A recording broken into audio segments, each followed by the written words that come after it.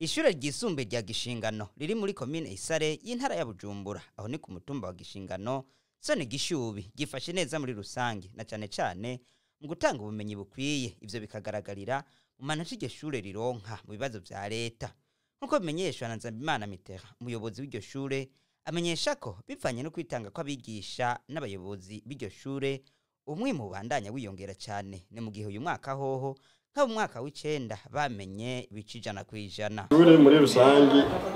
twohera nko ku bitigiri rifise abanyeshure amajana 365 bamwe dufise cycle ya mbere uva mu yindwi gushika mu w'icenda kandi dufise nabo mu nyuma y'ishure shingiro kuva mu 11 gushika mu 13 tukaba dufise ibisata bitatu igisata cigisha indimi bamwe section de langue amane y'ikigisha cy'ubuhinga iyo chimie sciences de la terre amanano na SSH banque sciences sociales et nayo iracari nshasha promotion ya mbere iracari mu hambere itangiranye n'uyu mwaka izo turamura nizo section zibiri ya langue na science tugiye nko ku cy'umwimbu twavuga ko ishure gifashe neza nko muri mu mwaka w'icenda bagiye bakora ikibazo cya concours mu uyu mwaka twe twamenyesheje cyane kwijana isite yari 100% muri examen d'etat muri section langue bari bamenye à 60.8%, ama science bamenye kuri 53.4%. Ego ni cyo nashobora kuvuga mu bijyanye n'ubuzima bw'ishuri. Yego muravuze yuko nubwo ibibazo bitabuze umwimbo warushimishije uyu mwaka mbega mwebwe mwabigenjeje gute kugira ngo mukorere muri aya makondisiyo ariko umwimbo uzushimishije Yego icyambere n'ibyaye nibyo kwitaho akazi bagushitse ahantu ntucurera amaboko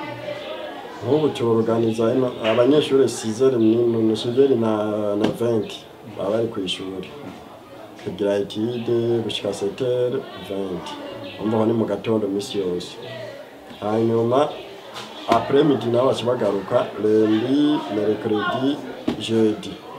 cyabongera bakagaruka nyene do 15h à 17h kugira bagire etide surveille ubu byose byo bafasha kugira mu kugira revision umva n'abavyeyi baradufasha nko mu bijyanye n'imijyanye na personnel twavuze ko dushobora kuronka inozeye umwigisha abuze cyadubwirisha n'abavyeyi twabwiye ikibazo gihari abana bakadufasha ari nk'igihombo kibonetse tukahemba umuntu aba yitanze akadufasha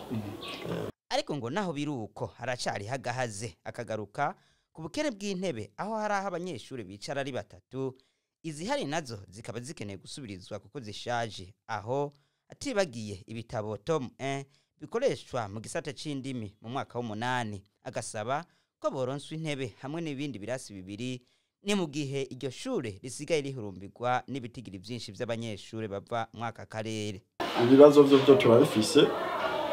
tawufise ibibazo by'intebe nako mubibona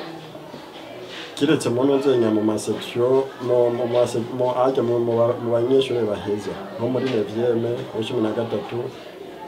abanyeshuri bishari babiri mugahandi usanga bariko baricara ari batatu umbaho nibicara neza kandi n'intebe dufise zirashaje nizo bicara ko zirashaje akenewe zirazikeneye nko gusubirizwa bukebuke. Ego hama mu kijanye n'abigisha nabo abigisha turagerageza natari benshi turagerageza uko bikose mugabo turikora no kubakursa kivi uko rero nk'amakuru usanga muri personnel dufise atanumwe ari qualifié nisho gihe turondera abakursa kivi kubera ibintu by'intebe bizimvye usanga biriko naho muronka imwe zibiri zitatu mbuga ntizigera zikwira kumva ni ibintu bizimvye usanga ari ibintu bizimvye nyine kuko nyine y'ibihumbi 30-35 cyabonye ko naho wagira ati bakontira ibyo usanga amahera byose amahera menshi ugasanga abavyeyi ko bari kubagora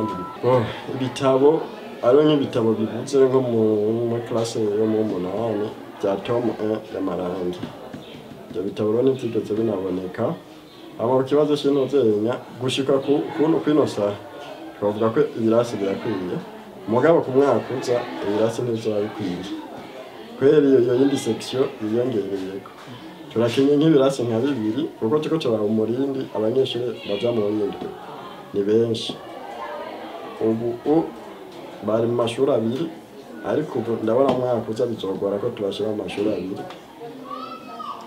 ni cyagiye uzosanga abanyeshuri ko nko mu ishuri rimwe usanga ari nk'ijana